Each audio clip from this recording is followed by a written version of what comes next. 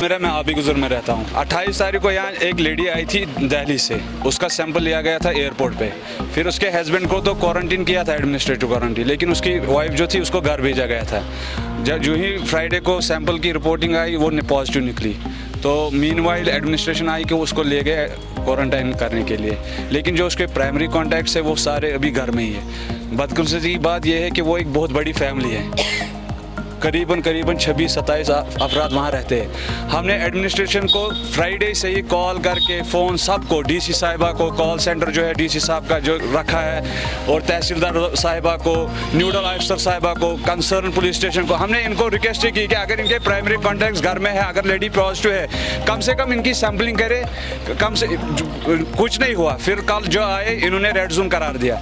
हम कह रहे हैं कि किस बात पे इन्होंने रेड जोन, जब सैम्पलिंग ही नहीं हुई, जो बंदे बैठे 23-24 बंदे अंदर बैठे प्राइमरी कॉन्टैक्ट, उनको तो वहाँ रखा है, वो तो 1-2 दिन रहेंगे अंदर, तीसरे दिन वो बाहर जाएंगे फिर से। हमारी डिमांड ये है कि कम से कम इनकी सैंपलिंग हो, एडमिनिस्ट्रेटिव क्वारंटीन रखा जाए इनको, ताकि इनको भी सहूलियत हो जाए, इनको भी ये डर निकले। पूरी लोकेलिटी इस टाइम पैनिक हो रही है कि ये क्या बात है, एडमिनिस्ट्रेशन कोई तवज्जो ही नहीं दे रही इस टाइम। हमने सब जगह अप्रोच किया, डीसी साहब को पर्सनल हमने मैसेज की, एडीसी को फ़ोन कर दिया, जो यहाँ का कॉर्पोरेटर है उसको, तहसीलदार साहिबा को, न्यूडल ऑफिसर साहिबा को, साहब को हमने फ़ोन करके, वो सारे बोर बस आ रहे। कल फ्राइडे से वो यही कह रहे, हम मजबूर हुए इस टाइम यहाँ आने के लिए। कम से कम हमारी कोई बात सुने, कम से कम इनका सैंपल लिया जाए, कम से कम एडमिनिस्ट्रेटिव क्वारंटीन हो जाए। कोई नहीं बात सुन रहा है हमारी।